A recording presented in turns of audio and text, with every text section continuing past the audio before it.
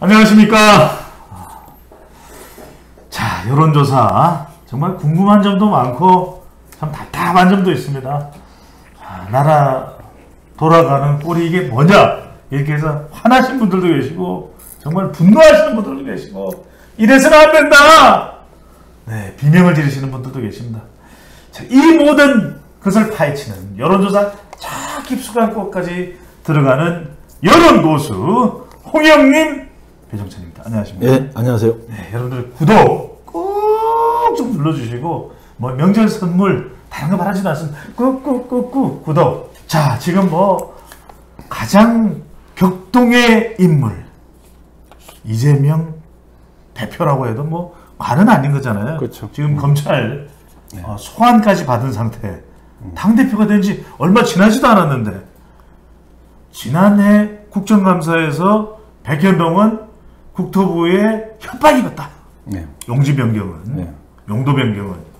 자, 지금 이 지지율에는 어떤 영향을 줄까요? 뭐 지금 검찰 소환인지 출두인지 뭐 예. 출두란 표현이 더 맞는 것 같은데 출두 예. 그 요구를 받았는데 이제 뭐 지금 당 대표가 된 지 일주일도 안 된 상황에서 그러니까요. 뭐 그리고 정기 국회가 이제 시작되는 시점에서 그 요구를 받았는데 예. 뭐 그거의 여파가 어떤지는 뭐 여론조사가 나오진 않았죠. 나오진 않았는데 일단 드는 생각은 이게 이제 결국은 또 진영 싸움이 될 수 있지 않겠습니까? 뭐 이게 지금 이재명 대표를 검찰에서 이제 수사가 본격적으로 네. 이제 시작한다라고 했을 때는 전쟁이에요. 네. 뭐 그쪽 표현으로는 이제 전쟁이라고 표현을 했지만은 야권에서는 이게 이제 나오자마자 지금까지 친명과 친문 의원들 사이에 분명히 갈등이 있었단 말이죠. 이전까지는. 예. 근데 이제 요 사안에 대해서는 친문 의원들도 예. 이거 윤석열 정부가 너무한 거 아니냐. 정치 보복이다. 네, 보복이다. 예. 뭐 너무한 거 아니냐라고 얘기를 하면서 이제 이재명 대표를 거들기 시작했어요. 예. 그러면 나름대로 이제 그 야권도 결집 효과가 있다. 그 야권 지지층들도 결집 효과가 있다. 반대로 여권에서는 야, 이거 이전 정부의 여러 가지 문제를 좀, 그렇죠. 좀 해결하고, 그리고 그거와 관련된 적폐 수사가 뭐 이 정부 들어서 새로 시작한 게 아니라 이전 정부부터 계속 해오던 거잖아요. 이런 것도 마찬가지지만 이제 해오던 거, 이거 어떻게 좀 빨리 마무리 좀 그래서 윤석열 뽑아준 거 아니냐라는 게 또 지지층들의 목소리예요. 그렇죠. 그거 잘할 것 같아서 뽑아줬는데. 그러니까요. 그리고 또 그런 거 잘하시지 않냐. 검찰총장, 칼잡이. 그래서 그거 했는데, 그게 이제 가시화되기 시작하니까, 그러면은, 야, 이거 잘한다. 라고 하는 그런 이제 결집이 나타날 수가 있죠. 예.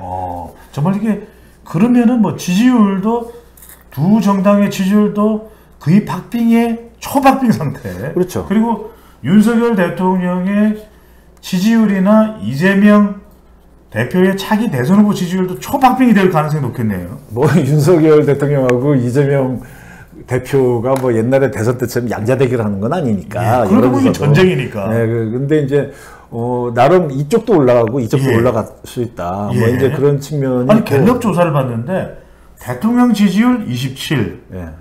이재명 대선 후보 지지율 27. 깜짝 놀랐어요. 네, 똑같아요. 근데 이제 물론 이제 뭐 이거는 대선 후보고 이거는 대통령 지지율이니까 대선 후보 지지율이라는 거 하는 거는 상대가 있는 거고 뭐 대통령 지지율이라고 하는 건 상대가 없고 본인이 잘하냐 못하냐를 평가하는 것도 좀 다르긴 하지만 어쨌든 뭐 그런 효과가 있다.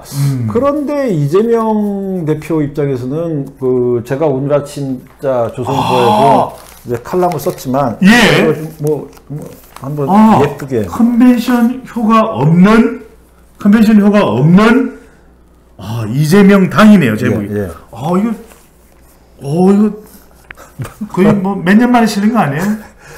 지금 보름 만에 실렸습니다. 알겠습니다.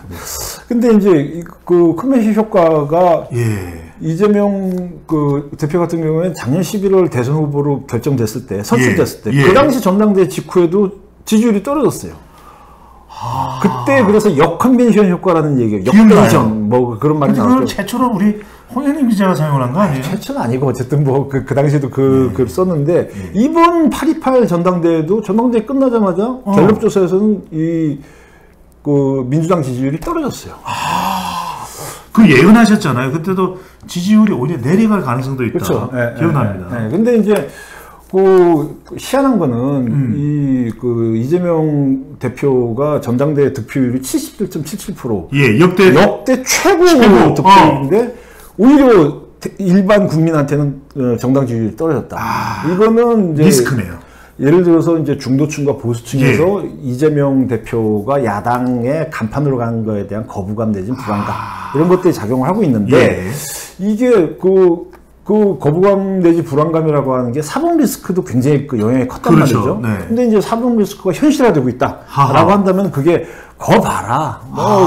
내 입에서 안 좋아한다. 그러면서 그 비토 의식이 더 커질 수도 있고. 반면 또 이제 야권 지지층들은 이거 가만히 있다가 큰일 나겠다 해서 또 이제 모일 수도 있고 뭐 그런 지금 측면이 있는 거죠. 대결집이네요. 그러니까 궁금한 게 우리가 지지율상으로 보더라도 지금 대전쟁을 앞두고 국민의힘 그리고 더불어민주당 지지율이 정말 초박이 삐까삐까한 그런 상황인데 역대 이런 경우가 있었습니까? 그러니까 대선 끝나고 대선 후보 두 사람이 다시 이렇게 전쟁 모드로 돌입하는 경우가 있었습니까?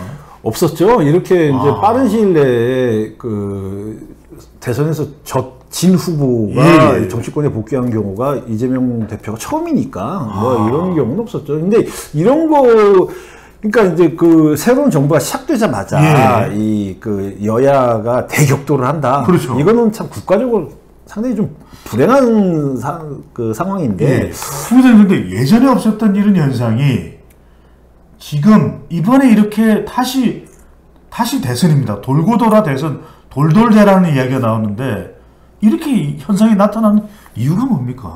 그건 방금도 얘기했지만 이재명 대표가 정치권에 너무 빨리 복귀를 했다. 그리고 윤석열 대통령 지지율이 너무 빨리 떨어졌다. 그래서 이제 그게 이제 양쪽에서 충돌을 한다. 그렇게 보는 거죠.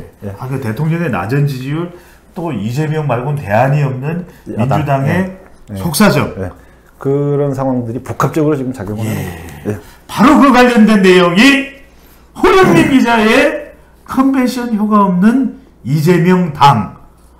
당명이 바뀌었나요? 아니 뭐 지금 이재명 대표가 간판으로 올라섰으니까. 그렇게 됐습니다. 알겠습니다. 여러분들 궁금증을 죄다 풀어드리는 바로 여론고수 홍영민 배종생.